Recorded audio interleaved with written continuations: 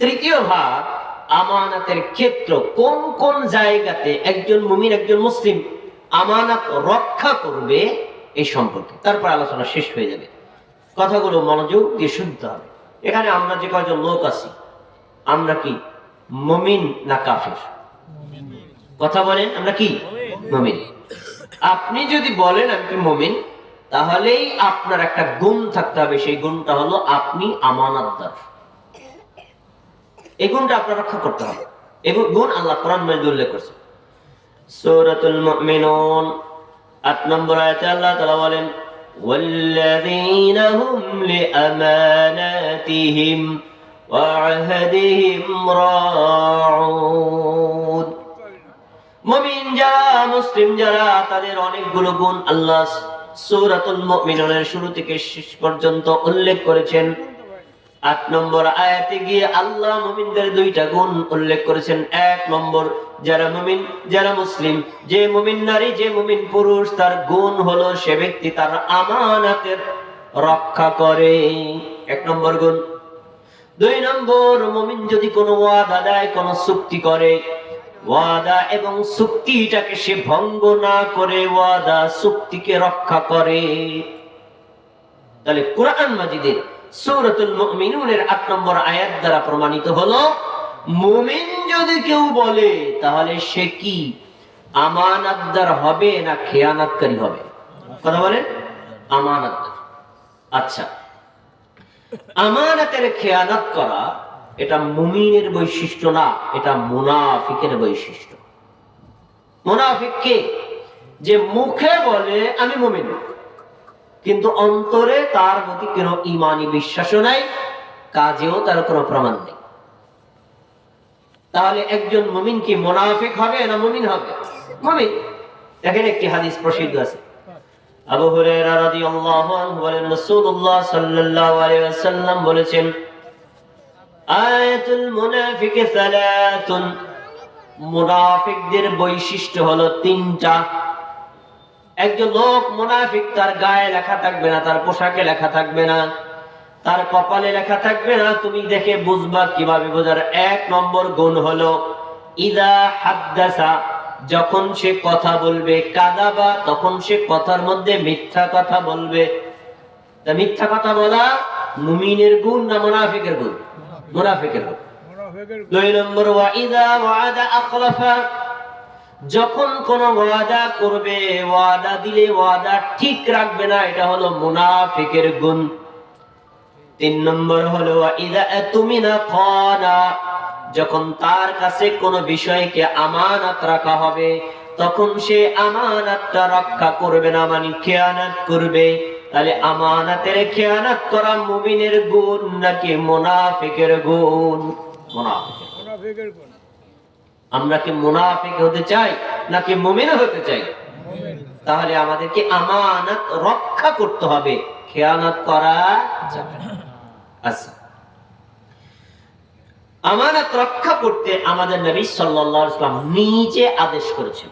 তিনি বলেছেন, আদ্দিল আমানাতা মানে আতামানাকা, শোনো, তুমি যদি কারো কাছে কোনো জিনিস রাখো, ওই ব্যক্তি যদি সেটাকে গচ্ছিত রাখে, আমানতের পরিচয় দেয়, তাহলে তুমিও তার যাবতীয় জিনিসটাকে আমানতে রক্ষা করবা। তাহলে কেউ যদি আমানতদার হয়, তার সাথে আপনার ব্যবহার হবে কেমন? আমানতদারিতা। এখন প্রশ্ন হলো, কেউ যদি আমার সাথে খেয়ানত করে, আমি তার সাথে কি করব? তখন রাসূল সাল্লাল্লাহু আলাইহি ওয়াসাল্লাম বলেছেন, ওয়ালা তাকুন মান খানাকা, কেউ যদি তোমার সাথে খেয়ানত করে, তুমিও আবার তার সাথে খেয়ানত করবা না। কেউ যদি আপনাকে ওয়াদা দিয়ে ভঙ্গ করে, আপনিও কি ওয়াদা দিয়ে ভঙ্গ করবেন? না। কুকুর যদি আপনার পায়ে কামড় দেয়, আপনি কি কুকুরের পায়ে কামড় দিবেন? যদি দেন, তাহলে কুকুর আর আপনি এক। মানুষের গুণ আর কুকুরের গুণ এক না। মুমিনের গুণ মুনাফিকের গুণ এক না। মুমিন উত্তমের বদলে উত্তম দিবে, আবার অধমের বদলে উত্তম দিবে, কিন্তু অধমের পরিবর্তে অধমের পরিচয় মুমিন কখনো দিবে না। তাহলে হাদিসে কি পাওয়া গেল? রাসূলুল্লাহ সাল্লাল্লাহু আলাইহি ওয়াসাল্লাম নিজে আমানত রক্ষা করার আদেশ করেছে। আমরা যে ঈমান এনেছি, আমাদের ঈমান থাকে কোথায়? আপনারা কি কেউ বলতে পারেন? ঈমান থাকার জায়গা কোথায়? সেন্টার কোথায়? ঈমান থাকার জায়গা হলো কলব, হৃদয়, ইংলিশে বলা হয় হার্ট, হৃৎপিণ্ডের মধ্যে। তো এই হৃদয়ের মধ্যে আপনার আমানত আর ঈমান থাকবে। যদি কোনো ব্যক্তির মধ্যে আমানত না থাকে, খেয়ানত থাকে, তাহলে বুঝে নিবেন একটা হৃদয়ের মধ্যে খেয়ানত আর ঈমান একসাথে থাকবে না। হাদিসের শব্দ বলছি, রাসূলুল্লাহ সাল্লাল্লাহু আলাইহি ওয়াসাল্লাম বলেন, ওয়ালা তাজতামিউল খিয়ানাতু ওয়াল আমানাতু জামিআ। কোন মুমিনের কলবের মধ্যে ঈমান আর খেয়ানত একত্রিত হতে পারে না। রাসূল বোঝাতে চাইলেন, মুমিন যদি হয় তার অন্তরে থাকবে ঈমান, ঈমান যদি থাকবে তাহলে থাকবে আমানত। আর কোন মুমিন যদি আমানত রক্ষা না করে, খেয়ানত করে, তার মানে এই লোকটার মধ্যে পরিপূর্ণ ঈমান নাই। তাহলে আপনার ঈমান যদি আপনি রক্ষা করতে চান, আপনাকে আমানত রক্ষা করতে হবে। আর আপনি যদি আমানত রক্ষা না করেন, আপনার ঈমান হালকা হয়ে যাবে। আমানত রক্ষা করেছিলেন আমাদের নবী মুহাম্মদ সাল্লাল্লাহু আলাইহি ওয়াসাল্লাম। এই পৃথিবীতে যত মানুষ এসেছে, আসছে, আসবে, সর্বযুগের সবচেয়ে শ্রেষ্ঠ আমানতদার মানুষ হলেন মুহাম্মদ সাল্লাল্লাহু আলাইহি ওয়াসাল্লাম। নামটা কি জানা আছে আপনাদের? আমাদের নবীর নাম কি বলেন সবাই? মুহাম্মদ সাল্লাল্লাহু আলাইহি ওয়াসাল্লাম। তিনি ছিলেন পৃথিবীর মধ্যে সবচেয়ে বড় আমানতদার। প্রমাণ স্বরূপ দুইটা দলিল আপনার সাথে দেই। রাসূলুল্লাহ সাল্লাল্লাহু আলাইহি ওয়াসাল্লাম একটা যুদ্ধের সম্পদ বন্টন করতেছিলেন। সম্পদগুলো দিচ্ছিলেন 4 গোত্রের মানুষকে। বাকি যারা মুমিন গোত্র তাদেরকে দিচ্ছিলেন না। তাদের মধ্য থেকে একজনকে বললেন, আল্লাহ রাসূল, আপনি কি আমাদের প্রতি খেয়াল রাখবেন না? শুধু ওদেরকেই দিবেন, আমাদেরকে কি দিবেন না? ওই সময় নবী সাল্লাল্লাহু আলাইহি ওয়াসাল্লাম ওই ব্যক্তির কথার প্রেক্ষিতে বললেন, হাদিসের শব্দটা আছে কি, আলা তা'মানুনি ওয়া আনা আমিনুন মান ফিস সামাই। তোমরা কি আমাকে আমানতদার মনে করো না? অথচ আসমানে যত ফেরেশতা বসবাস করে সবাই জানে আমি হলাম আল আমিন। সুবহানাল্লাহ। আসমানে যত ফেরেশতা বসবাস করে সবাই জানে মুহাম্মদ সাল্লাল্লাহু আলাইহি ওয়াসাল্লাম আল আমিন, বিশ্বস্ত। তিনি কখনো খেয়ানত করেন না, করবেন না। আর তোমরা কি আমাকে খেয়ানতকারী মনে করো? তোমরা কি আমাকে আমানতদার মনে করো না? উত্তর কি হবে? আমাদের নবী কি খেয়ানতকারী না আমানতদার মানুষ? আমানতদার মানুষ। তিনি যে আমানতদার মানুষ ছিলেন, কোন সাহাবী থেকে রেফারেন্স নেওয়া দরকার নাই, সরাসরি কাফেরদের থেকে রেফারেন্স নেন। কাফের মুশরিকদের কথাও হাদিসে বর্ণিত, সহিহ বুখারীতে বর্ণিত। যখন কোরআনের আয়াত নাযিল হলো, ওয়া আনযির আশীরাতাকাল আকরাবিন, মুহাম্মদ সাল্লাল্লাহু আলাইহি ওয়াসাল্লাম গোপনে ঘরের মানুষদেরকে তো অনেক দাওয়াত দিছো, এবার নিকট আত্মীয় প্রতিবেশীদেরকে দাওয়াত দাও প্রকাশ্যে, আর গোপন রাখার দরকার নেই। তখন রাসূল সাল্লাল্লাহু আলাইহি ওয়াসাল্লাম সাফা পাহাড়ের পাদদেশে দাঁড়িয়ে বললেন, হে কুরাইশ বংশের লোকেরা, তার বিভিন্ন বংশের লোকদেরকে ডাকছেন, আসো। সবাই একত্রিত হয়েছে। একত্রিত হওয়ার পরে এই কাফের মুশরিকদের সামনে আমাদের নবী একটা প্রস্তাব দিয়েছে। কথা এখন শুরু করেন, প্রস্তাবটা কি? তিনি বলছেন, আরাআইতুম ইন আখবারতুম আন্নাল আদুওয়াল খায়লা তাখরুজু মিন সাফি হাদাল জিবাল। এই যে সাফা পাহাড়টা দেখছো, আমি যদি তোমাদেরকে বলি এই পাহাড়ের ওই পাশে একদল অশ্বারোহী সৈন্যবাহিনী অস্ত্র শস্ত্রে সজ্জিত হয়ে তোমাদের বিরুদ্ধে যুদ্ধ করার জন্য, তোমাদেরকে ধ্বংস করার জন্য, তোমাদেরকে পরাজিত করার জন্য আসতেছে, তোমরা কি আমাকে, আমার এই খবরকে বিশ্বাস করবা? খেয়াল করে শুনতে হবে। কে প্রস্তাব দিলেন? আমাদের নবী। বলেন কে দিচ্ছেন? কাদের কি দিচ্ছেন? মুমিন মুসলমানদেরকে? কাফের মুশরিকদেরকে, মক্কার কুরাইশদেরকে, তাদেরকে প্রস্তাব দিচ্ছেন। প্রস্তাবটা কি? আমি যদি বলি পাহাড়ের ওই পাশে তোমাদের বিরুদ্ধে যুদ্ধ করার জন্য একদল লোক আসছে, তোমরা কি আমারই কথাকে মেনে নিবা, বিশ্বাস করবা? তখন কাফের মুশরিকরা সম্মিলিতভাবে কি বলছে খেয়াল করে শোন।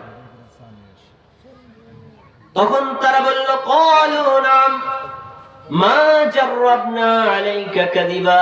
মুহাম্মদ সাল্লাল্লাহু আলাইহি ওয়াসাল্লাম, শোনো, তুমি যদি আমাদেরকে সুসংবাদ দাও আর দুঃসংবাদ দাও, সেটাই দাও না কেন, আমরা তোমাকে এই জন্য সত্যবাদী বলবো, তোমার মুখ থেকে আজ পর্যন্ত আমরা কোনো মিথ্যা কথা শুনি নাই। সুবহানাল্লাহ।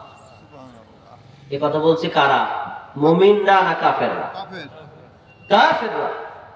তাহলে বোঝা যায় আমাদের নবী মুহাম্মদ সাল্লাল্লাহু আলাইহি সাল্লাম আমানতদার ছিলেন না খেয়ানতকারী ছিলেন? কিন্তু আমানতদার হলেও মানুষ কিন্তু বিভিন্ন কারণে হিংসা বিদ্বেষে লিপ্ত হয়ে তার বিরুদ্ধে ক্ষিপ্ত হতে পারে। প্রমাণ আমাদের নবী রাসূলুল্লাহ সাল্লাল্লাহু আলাইহি ওয়াসাল্লাম যখন হেরা পর্বতের গুহায় সর্বপ্রথম জিবরাইল আলাইহিস সালামের দেখা পেলেন, প্রথম সূরাতুল আলাকের প্রথম 5টা আয়াত নাযিল হলো। জিবরাইল আলাইহিস সালাম এসে বললেন, রাসূলুল্লাহ সাল্লাল্লাহু আলাইহি ওয়াসাল্লাম তার স্ত্রীকে এসে বলছেন, জাম্বিলুনি জাম্বিলুনি, আমাকে কম্বল দ্বারা ঢেকে দাও, আমার ভয়ে থরথর করে শরীর কাঁপতেছে, আমার কি ক্ষতি হয় আমি তো জানি না। তখন তার স্ত্রী খাদিজা রাদিয়াল্লাহু তাআলা আনহা বললেন, কাল্লা ওয়াল্লাহি মা ইউযিকুল্লাহু আবাদা, কখনো নয়, আল্লাহর কসম, আল্লাহ আপনাকে অপমান করতেই পারে না, আপনাকে আল্লাহ ক্ষতি করতেই পারে না, কারণ আপনারা মানুষকে উপকার করেন। চলেন, আমার চাচাতো ভাই আছে, তার কাছে আপনার সাথে দেখা করে নিয়ে আসি, তিনি বলতে পারবেন আপনার সমস্যাটা কি। খাদিজা রাদিয়াল্লাহু তাআলা আনহা নিয়ে গেলেন ওয়ারাকা ইবনে নাওফেলের কাছে, যে ছিল একজন খ্রিস্টান পাদ্রী এবং বড় মাপের আলেম, আর তিনি ছিলেন একজন হানিফ সম্প্রদায়ের অনুসারী। রাসূল সাল্লাল্লাহু আলাইহি ওয়াসাল্লাম যখন ওই হেরা পর্বতের গুহায় যা দেখেছেন বিবরণ বললেন, তখন ওই ওয়ারাকা ইবনে নাওফেল বলছেন, হাযান নামুস, আর এই তো নামুস। নামুস মানে তাওরাত ইনজিলে যাকে নামুস বলা হয়েছে, কোরআন হাদিসে তাকে জিবরাইল বলা হয়েছে, মানে জিবরাইল ফেরেশতা। তখন তিনি বলছেন, শোনো, তুমি যে নামুস পেয়েছো না, ইতিহাস জেনে নাও, ইতিপূর্বে যত ব্যক্তির কাছে জিবরাইল আলাইহিস সালাতু ওয়াস সালাম এসে ওহীর বাণী দিয়েছেন, নবুয়ত দিয়ে দাওয়াতের দায়িত্ব দিয়েছেন, প্রত্যেক নবীদেরকে তার স্বজাতি তার দেশ থেকে বের করে দিয়েছে, দেশান্তর করেছে, বহিষ্কার করেছে। আয় হায়, আমি তো বুড়া হয়ে গেছি, তোমাকে যখন বের করে দিবে তখন যদি আমি জোয়ান থাকি, তরুতাজা থাকি, নাসরান মুআজ্জারান আনসুরুকা, আমি তোমাকে সর্বোচ্চ সাহায্য করব। সুবহানাল্লাহ বলেন। এই কথা বলছে কে? ওয়ারাকা ইবনে নাওফেল। কাকে? আমাদের নবীকে। এখন আমাদের নবী অবাক, কি বলে আমাকে দেশ থেকে বের করে দিবে? আমার তো বিশ্বাস হয় না। কেন বিশ্বাস হয় না? আরে কাফের মুশরিকরা তাদের সম্পদ আমার কাছে জমা রাখে, কোন বিচার ফয়সালার ক্ষেত্রে আমাকে সবার সামনে রাখে, আমার কথাকে তারা শিরোধার্য হিসেবে গ্রহণ করে, আমাকে তারা আদর করে, সম্মান করে, শ্রেয় করে, আমাকে তারা মাথায় তুলে রাখে, আর আমাকে তারা বের করে দিবে, এটা বিশ্বাস করা যায় না। তখন তিনি বলছেন, তারা কি আমাকে বের করে দিবে? তখন তিনি বলছেন, শোনো, তোমার জন্য না, ইতিপূর্বে যত নবী রাসূল এসেছিলেন তারাই যখন তাওহীদের দাওয়াত দিয়েছে, তখন অধিকাংশ লোক যারা শিরকের সাথে জড়িত, যারা কুফরের সাথে জড়িত, যারা বিদআতের সাথে জড়িত, তারাই তোমাকে এই শিরক আর কুফর টিকিয়ে রাখার জন্য তোমাকে বহিষ্কার করে দিবে। তাহলে আমাদের নবী আমানতদার হওয়া সত্ত্বেও জনগণ অনেকেই তাকে ঘৃণা করেছে। কেন করেছে? কারণ তাদের, যদি তারা তাওহীদ মেনে নেয়, এক আল্লাহর ইবাদত করে, 360টা মূর্তি টেকানো যায় না, কবর মাজারও টেকানো যায় না, মানুষের কবর পূজা, স্থান পূজা, ব্যক্তি পূজা, বস্তু পূজা টেকানো যায় না, এজন্য তারা নবী মুহাম্মদ সাল্লাল্লাহু আলাইহি সাল্লামকে দেশ থেকে বের করার আগে 100 উট ঘোষণা করেছে, যে তার কল্যাণটা এনে দিতে পারবে তাকে 100 উট দেওয়া হবে। বলেন নাউযুবিল্লাহ। আমি এখানে দুটা জিনিস বুঝাইছি। এক, আমাদের নবী ছিলেন আমানতদার, প্রমাণ কাফের মুশরিকদের সাক্ষ্য। 2 নম্বর বুঝাতেছি যে আপনি যদি সত্যিকারের আমানতদার ব্যক্তি হন সর্বদিক থেকে, তাহলে যারা কাফের, যারা মুশরিক, যারা মুনাফিক, যারা বেদাতি, তারা আপনাকে এরকম শত্রুতামূলক ভাবে আক্রমণ করতেও পারে। ভাইরা আমার, রাসূলুল্লাহ সাল্লাল্লাহু আলাইহি ওয়াসাল্লাম নিজে যেমন আমানতদার ছিলেন, সাহাবীদেরকেও আমানতদার হিসেবে গড়ে তুলেছিলেন। নাজরান থেকে খ্রিস্টান সম্প্রদায় এসে বলল, আল্লাহ রাসূল, আমরা তো মুসলমান হয়েছি, আমাদের এলাকায় দাওয়াত দেওয়ার জন্য আপনি একজন সাহাবী দেন, তবে এমন একজন ব্যক্তি দিবেন রাজুলান আমিনান, যে লোকটা আমানতদার, বিশ্বস্ত, যার উপর আস্থা রাখা যায়, এমন একজন ব্যক্তি দেন। তখন রাসূল সাল্লাল্লাহু আলাইহি সাল্লাম তিনি বললেন, হ্যাঁ, আমি তোমাদেরকে বিশ্বস্ত একজন লোক দেব। সব সাহাবী নবীর দিকে তাকায় রয়েছে, দেখি আমাকে ঘোষণা করে কিনা। কারণ নবী যদি বলে আমি বিশ্বস্ত লোক দেব, তাহলে একটা সার্টিফিকেট পাওয়া গেল সে বিশ্বস্ত লোক। সবাই চায় রয়েছে, দেখি আমার নাম ঘোষণা করে কিনা। রাসূলুল্লাহ সাল্লাল্লাহু আলাইহি সাল্লাম একজন ব্যক্তিকে পাঠালেন, তার নাম আবু উবাইদা ইবনুল জাররাহ রাদিয়াল্লাহু আনহু। তাহলে রাসূলের সাহাবী আবু উবাইদা ইবনে জাররাহ রাদিয়াল্লাহু তাআলা আনহু কি খেয়ানাতকারী ছিলেন না আমানতদার ছিলেন? এতক্ষণ পর্যন্ত সংক্ষিপ্ত পরিসরে আমানতের গুরুত্বের কথা আপনাদের সামনে বললাম। এবার আসুন, কেউ যদি খেয়ানত করে, খেয়ানত কি শুরুতে বুঝে আসছে, খেয়ানত করে, আমানত রক্ষা না করে, তাহলে তার ক্ষতি কি? আমানতের যদি খেয়ানত করে, তাহলে 1 নম্বর ক্ষতি, সে আল্লাহর হেদায়েতের দ্বীন পাবে না। বংশগত মুসলমান, কিন্তু ইসলামের প্রকৃত রূপ সে বুঝতে পারবে না। এ বিষয়ে আল্লাহ তাআলা নিজের ঘোষণা শুনুন। সূরাতুল ইউসুফ 52 নম্বর আয়াত আল্লাহ বলেন, যালিকা লিয়া'লামা আন্নী লাম আকুনহু বিল গায়বি ওয়া আন্নাল্লাহা লা ইয়াহদি কাইদাল খাইনিন। আল্লাহ তাআলা বলেন, নিশ্চয়ই আল্লাহ তাবারাক ওয়া তাআলা যারা খেয়ানত করে, কুটুচাল করে, প্রতারণা করে, ধোঁকা দেয়, তাদেরকে আল্লাহ হেদায়েত দেন না। তাহলে হেদায়েত পায় না কারা? খেয়ানত করে যারা। কথা বলেন, কি হেদায়েত পায় না কারা? খেয়ানত করে যারা। 2 নম্বর, যদি কোনো ব্যক্তি খেয়ানত করে, আল্লাহ তাআলা তাকে ভালোবাসবেন না, বরং আল্লাহ তাকে শত্রুতে পরিণত করবেন। দলিল, আল্লাহ তাবারাক ওয়া তাআলা সূরাতুল আনফালের 58 নম্বর আয়াতে বলেন, ইন্নাল্লাহা লা ইউহিব্বুল খাইনিন। নিশ্চয়ই আল্লাহ তাবারাক ওয়া তাআলা যারা আমানতের খেয়ানত করে, তাদেরকে আল্লাহ ভালোবাসেন না। আল্লাহ যাদের ভালোবাসেন তাদেরকে আল্লাহ জান্নাত দিবেন, আর যাদেরকে আল্লাহ ভালোবাসেন না তাদের পরিণতি কি? কথা বলেন, তাদের পরিণতি কি? আমরা কি জাহান্নামে যেতে চাই? তাহলে আমানতের খেয়ানত করা যাবে না, রক্ষা করতে হবে।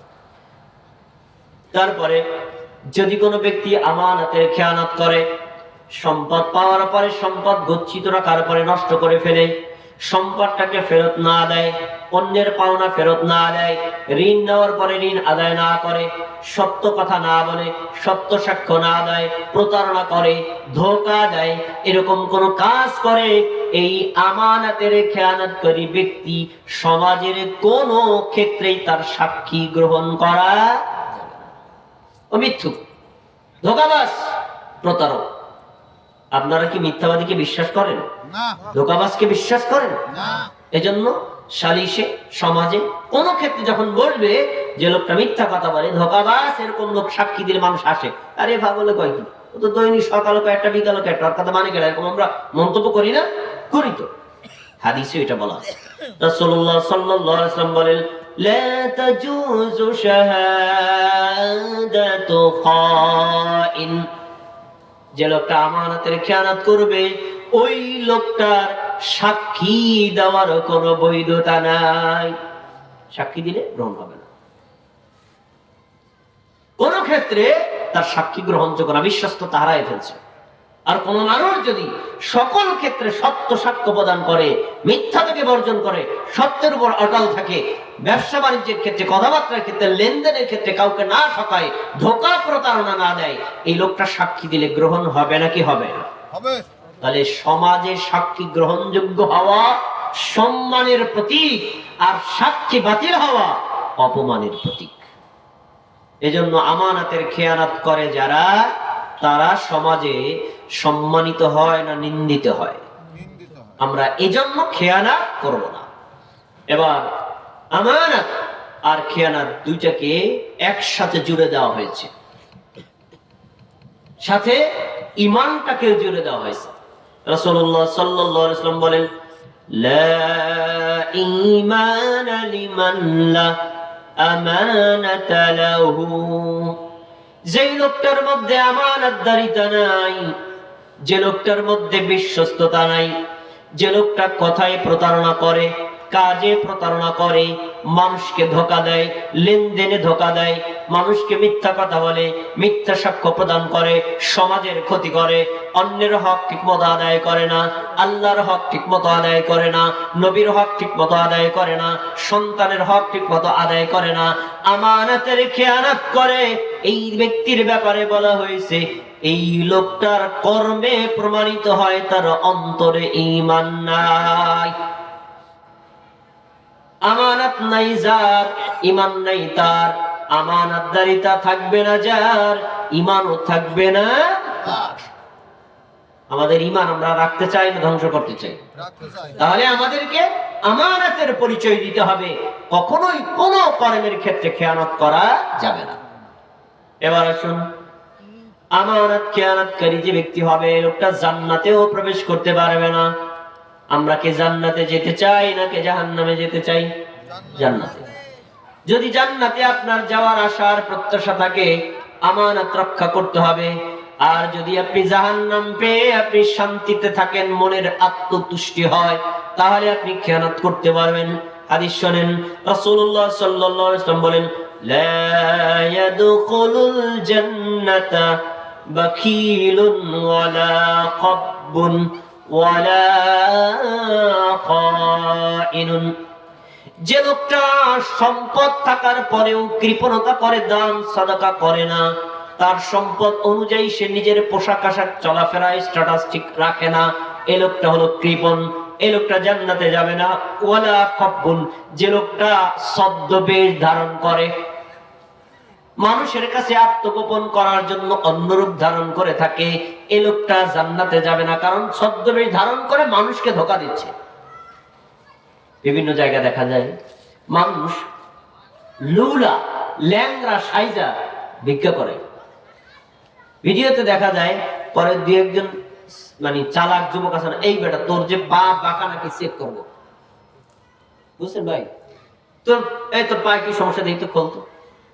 হ্যাঁ, যখন খুলতে পারে এখন খুলতে চায় না, পরে পুরে খুলে দেখা যায় যে ভালো পাটারে ভাঁজ করে বাইন্দা তারপরে রাস্তায় শুয়ে শুয়ে ভিক্ষা করতেছে। এরকম লোক আমাদের সমাজে আছে, জানেন? আর কিছু মানুষ আছে পেশাদারি ভিক্ষুক, ওনার ছেলে ইটালি থাকে, মাসে লক্ষ লক্ষ টাকা পাঠায়, বাড়িতে বিল্ডিং করা ঘর আছে, কিন্তু পেশাদারি ভিক্ষুক। এ লোকটা ছদ্মবেশী। এই ছদ্মবেশী যারা, তারাও জান্নাতে যাবে না। অসহায়ের অভিনয় দেখায় মানুষের থেকে টাকা নেয়, অথচ ভিক্ষা করা বৈধ, এটা সর্বনিম্ন বৈধ। নিজের হাতে আয় ইনকাম করে খাওয়াটা হলো সর্বোচ্চ হালাল। এজন্য ওয়ালা খাব্বুন, যে লোকটা মানুষকে ধোঁকা দেয়, প্রতারণা করে, ছদ্মবেশ ধারণ করে, অভিনয় করে মানুষকে প্রতারণা দেয়, সেও জান্নাতে ঢুকতে পারবে না। আর 3 নম্বর হলো ওয়ালা খাইনুন, যে লোকটা মানুষের আমানত রক্ষা করে না, আমানত নষ্ট করে, এই লোকটাও জান্নাতে ঢুকতে পারবে না। পরের হাদিস, সাওবান রাদিয়াল্লাহু আনহু বলেন, রাসূলুল্লাহ সাল্লাল্লাহু আলাইহি ওয়াসাল্লাম বলেছেন, মান মাতা ওয়া হুয়া বারিউম মিন সালাস, কেবল নগর এলাকার কোন মানুষ যদি মারা যায়, সাধারণ মানুষ হোক আর আলেম হোক, পীর সাহেব হোক আর মুরিদ হোক, কোন মানুষ যদি মারা যায় কিন্তু তার তিনটা অপরাধ সে করে না, তিনটা অপরাধ থেকে মুক্ত, এই তিন অপরাধ না করে যদি মারা যায় আল্লাহ তাকে জান্নাতে প্রবেশ করায় দিবেন। সুবহানাল্লাহ। এক নম্বর কি? আল কিবর। কোন মানুষের মধ্যে যদি অহংকার, গৌরব, আত্মমর্যাদা না থাকে, আত্মমর্যাদা আসলে অনেক ক্ষেত্রে প্রয়োজন, কিন্তু আমি গৌরব, অহংকার, অহমিকা, আত্মম্ভীরতা বুঝাইছি যে যখন আমি মনে করি যেমন আজকে আমি আপনাদের সামনে বক্তব্য রাখি, আমি তো মনে করি এই আমার বিশেষ বক্তা দিচ্ছেন কা, আজকে আমাকে প্রধান বক্তা বানাবেন, বিশেষ প্রধান বক্তা চেয়ে আমার জ্ঞান বেশি, এটা কিসের লক্ষণ বলেননি? অহংকার লক্ষণ। বলে না কিসের লক্ষণ? অহংকার। একজন মুমিন ব্যক্তি হবে বিনয়। তো আপনি যদি নিজেকে উত্তম মনে করেন, বড় মনে করেন, নিজেকে গৌরবের পরিচয় দেন, তাহলে আপনি অহংকারী। আপনি বক্তা হলেও জান্নাতে ঢুকতে পারবেন না। এক নম্বর হলো গৌরব, অহংকার করলে জান্নাতে যাওয়া যাবে না, আর না থাকলে জান্নাতে যাবে। দুই নম্বর ওয়াল গুলুল। অন্যায়ভাবে যদি সম্পদ কারোটা কুক্ষিগত না করে, অন্যের জমি দখল না করে, অন্যের জিনিস চুরি না করে, ডাকাতি না করে, ছিনতাই না করে, অন্যের কোনো হক নষ্ট না করে, আইল ঠেল্লা নিজের জমি না বাড়ায়, গরিব মিসকিন অসহায়দের সম্পদ কুক্ষিগত না করে, এরকম গুণ যদি কারো থাকে, মানে গুলুল, তার ভিতরে কোনো গুলুল নেই, তাহলে এই লোকটা মৃত্যুবরণ করলেই জান্নাতে যাবে। তিন নম্বর হলো ওয়াদাইনা দাখালাল জান্নাহ। কোন ব্যক্তি যদি অন্যের ঋণ নেওয়ার পরে ঋণ পরিশোধ করে মারা যায়, কিন্তু ঋণ নিয়ে মারা না যায়, এই তিনটা গুণ। এক নম্বর অহংকার থাকবে না, দুই নম্বর অন্যের সম্পদ অন্যায়ভাবে গ্রহণ করবে না, তিন নম্বর হলো অন্যের ঋণ নিয়ে মারা যাবে না। এই তিনটা বৈশিষ্ট্য যদি কোনো ব্যক্তির না থাকে, নবী বলেছেন মৃত্যুবরণ করলেই দাখালাল জান্নাহ, লোকটা জান্নাতে চলে যাবে। সুবহানাল্লাহ। তাহলে হাদিসে কি পাওয়া গেল? আমানত রক্ষা করলে জান্নাত পাওয়া যাবে, আমানত খেয়ানত করলে যে জান্নাত থেকে বঞ্চিত হতে হবে। আমানত এটা এমন একটা গুরুত্বপূর্ণ আমল, এটা হলো কিয়ামতের একটা লক্ষণ। কিয়ামতের লক্ষণ দুই প্রকার। আলামাতুল কিয়ামত, কিছু আলামত আছে আলামাতুল কুবরা, বড় আলামত, আর কিছু আলামত আছে সগরা, ছোট আলামত। বড় আলামত গুলো কিয়ামতের কিছু দিন পূর্বে ঘটবে, আর ছোট আলামত গুলো অনেক আগে থেকেই ঘটতে থাকবে। আমি একটা আলামতের কথা বলি। আল্লাহ নবী সাল্লাল্লাহু আলাইহি ওয়াসাল্লাম বললেন, ইন্না বা'দাকুম কওমান ইয়াকুনুনা ওয়া লা ইউতামানুন। আমার সাহাবীরা শোনো, তোমাদের পরে এমন কিছু লোক আগমন করবে, মানে নবীর জামানায় ছিল না, সাহাবীরা ছিল না, এমন লোকের আবির্ভাব করবে, ইয়াকুনুনা ওয়া লা ইউতামানুন, তারা আমানতের খেয়ানত করবে, আমানত রক্ষা করবে না। তাহলে আমানত রক্ষা করা এটা ছিল সাহাবীদের গুণ, নবীদের গুণ, আর আমানত বিনষ্ট করা এটা হলো নবীদের পরবর্তীতে গুণ, যেটা কিয়ামতের একটা লক্ষণ। আমানত নষ্ট করার মতো মানুষ আমাদের কেবলনগর এলাকায় আছে না নাই? আছে। শরীয়তপুর জেলায় আছে না নাই? আছে। মাদারীপুর জেলায় আছে না নাই? আছে। সারা বাংলাদেশে আছে না নাই? আছে। সারা পৃথিবীতে আছে না নাই? আছে। এমনকি আমানতের খেয়ানতকারী লোকের পরিমাণই কম না বেশি? বেশি। অথচ এটা কিয়ামতের একটা আলামত। অন্যের সম্পদ না নিয়া, অন্যের উপর জোর জবরদখল করে তাদের সম্পদ খাওয়া, ঋণ নিয়ে ঋণ ফেরত না দেওয়া, মিথ্যা কথা বলা, ব্যবসার মধ্যে ভেজাল দেওয়া, পানির ভিতরে দুধের মধ্যে পানি মিলাইয়া খাওয়ানো, বিক্রি করা, এটা কি আমাদের সমাজের লোকদের মধ্যে আছে না নাই? ওজনে কম দেওয়া, এমন লোক আছে না? এই কাজগুলো যদি করে তাহলে বুঝতে হবে এটা কিয়ামতের একটি লক্ষণ। এবার নবী সাল্লাল্লাহু আলাইহি ওয়াসাল্লাম আমাদের বর্তমান যুগের ভবিষ্যৎবাণী করেছেন। সুনান ইবনে মাজাহ হাদিস, রাসূলুল্লাহ সাল্লাল্লাহু আলাইহি ওয়াসাল্লাম বলেন, ইন্নাহা সায়াতি আলান নাসি সানাওয়াত। আমার সাহাবীরা শোনো, তোমরা কোন সোনালী যুগে বসবাস করতেছ। এই সোনালী যুগটা হলো এমন একটা যুগ, এই যুগের মধ্যে একজন যুবক যুবতী নারীর যদি রাত 12টার সময় এক দেশ থেকে অন্য দেশে চলে যায়, কোন যুবক আর কোন পুরুষ এই নারীকে উত্তপ্ত করবে না। রাসূলের যুগ, সাহাবীদের যুগ এমন সোনালী যুগ ছিল। আল্লাহ তার সাহাবীদেরকে, আল্লাহর নবী তার সাহাবীদেরকে এমন তাকওয়াবান, এমন ভীত ব্যক্তি বানিয়েছিলেন যে তারা অন্য যুবক যুবতীর দিকে কখনো তাকাতেনি না। এমন চমৎকার সোনালী যুগ তাকওয়া ব্যতীত কখনো অর্জন করা সম্ভব না। তো তিনি বলছেন, শোনো, তোমরা তো চমৎকার যুগে আছো, কিন্তু শোনো, তোমাদের পরে মানুষের মধ্যে এমন কিছু যুগ আসবে, বছর আসবে, সময় আসবে, এই বছরের নাম নবী বলেছেন খদ্দাআত। বহু বছর খদ্দাআতুন, খদ্দাআতুন মানে চরম প্রতারণা, ধোঁকা, মিথ্যা, ভাউতাবাজি, প্রতারণা ছাড়া কোনো কিছু পাওয়া যাবে না। আমরা বর্তমানে বহু এরকম পাই। অনলাইনে বিভিন্ন জিনিস বিক্রি করে, ইলিয়াস ভাই ভিডিও দেখায় কত চমৎকার সুন্দর জিনিস, অর্ডার করলেন, হাতে পাওয়ার পরে কি ভাই 2 নম্বর জিনিস দিছে, প্রতারণা। এবার আপনাদের এলাকায় এক লোক ধন্য বিক্রি করতে গেছে বাজারে। ধন্য যখন বস্তার ভিতরে ভরে, খারাপটা আগে বসছে আর ভালোটা পরে বসছে। এর মানে কি, বস্তার ভিতর তো চেক করবে না, উপরে চেক করবে ধন্য ভালো। তাহলে 1600 টাকা মনের পরিবর্তে 2000 টাকা বিক্রি করা যাবে। এটাকে কি বলা হয়? আমানতের খেয়ানত। উদাহরণ দিলাম, এটা কি ধোঁকা? আসলে এরকম মানুষ আছে। আপনার গাবিতে দুধ হয়, আপনি কেবল নগর বাজারে গিয়ে বিক্রি করেন। এখন কি করে দেখেন, দুধ দহন করার পরে ওই পাত্রের উপর যদি পানি ঢালেন না, তাহলে ওই ফেনাটা নষ্ট হয়ে যায়। তো এবার আমার চাচা কি করেছেন, চাচা আগে বালতির ভিতরে পানি দিয়া পানির ভিতরে দুধ দোয়াইছে। এখন দোয়ানো শেষ, উপরে কিন্তু ফেনাটা ঠিকই আছে। বালতিটা নিয়ে এসে দেখ বেটা, এ দেখ এখনো পর্যন্ত ফেনা আছে, তার মানে দুধের ভিতর পানি দেওয়া হয় নাই। এটা কি ধোঁকা নাকি ধোঁকা না? খেয়ানত, প্রতারণা। রাসূলুল্লাহ সাল্লাল্লাহু আলাইহি ওয়াসাল্লাম এই যুগের কথা বলছেন, শোনো, এমন একটা যুগ আসবে যে এই যুগে ধোঁকা, প্রতারণা, মিথ্যা, ভাউতাবাজি চরম আকার ধারণ করবে। সেটা কিভাবে? রাসূল সাল্লাল্লাহু আলাইহি ওয়াসাল্লাম বলেন, ইউসাদ্দাকু ফীহাল কাযিব ওয়া ইউসকাযযাবু ফীহাস সাদিক।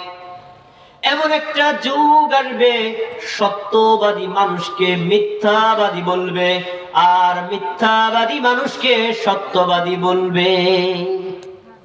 এই যুগ বর্তমানের যুগ। কিভাবে এটা হয় শুনুন, আমি যদি একটা সত্য কথা বলি, আপনাদের এখানে যদি সাপোর্টার হয় একজন আর বিরোধী থাকে সবাই, তাহলে আমি মিথ্যুক। এই মিয়া, আপনি একা উনি একা বললে হবে? সবাই তো আপনার বিরুদ্ধে, আপনার কথা ঠিক না। তাহলে সত্যবাদী লোককে কি বানিয়ে দেওয়া হলো? মিথ্যাবাদী। আর আমি যদি একটা মিথ্যা কথা বলি, আমার দলের লোক যদি এখানে থাকে, বেশি লোক আমাকে সাপোর্ট দেয়, তাহলে 2-1 আমার বিরোধী থাকলেও কিছু না, মিয়া সবাই যাবে ওইটাই কাউন্ট, আমার নেতা যাবে ছড়িয়ে ঠিক। তাহলে মিথ্যাবাদীকে কি বানিয়ে দেওয়া হলো?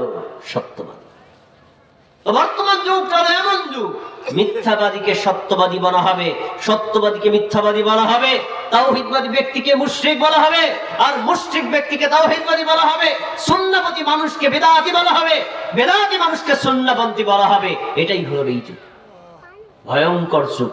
এই যুগে সত্যের উপর, আমানতের উপর টিকে থাকা অত্যন্ত কষ্টকর। রাসূলুল্লাহ সাল্লাল্লাহু আলাইহি ওয়াসাল্লাম বলেন, শোনো, ওয়ায়ুতামানা ফীহাল কায়িন ওয়া ইউকাব্বিরু ফীহাল আমিন। বিশ্বস্ত মানুষকে খেয়ানতকারী বলা হবে, আর খেয়ানতকারী মানুষকে বিশ্বস্ত বানায় দেওয়া হবে। এই যুগ হলো বর্তমান যুগ। রাসূলুল্লাহ সাল্লাল্লাহু আলাইহি ওয়াসাল্লাম এই কথা দ্বারা কি বুঝাতে চাইলেন? ওই যুগে আসলে তুমি সমাজের স্রোতের সাথে গা ভাসাইয়া, সবাই মিথ্যা কথা বলে আমিও বলবো, সবাই শিরক করে আমিও করব, সবাই বিদআত করে আমিও করব, সবাই বিজাতীয় মতবাদের সাথে গা ভাসিয়ে চলে আমিও চলবো, তাহলে তুমি আবার তার সাথে মিলে যেও না, তাহলে কিন্তু তোমার ইমানদারের পরিচয় থাকবে না। বর্তমান যুগটা হলো এমন যুগ। এজন্য এই যুগে আমাদের সবাইকে আমানতের পরিচয় দিতে হবে। ভাইয়েরা আমার, এতক্ষণ পর্যন্ত আমি দুইটা পার্ট আলোচনা করছি। প্রথম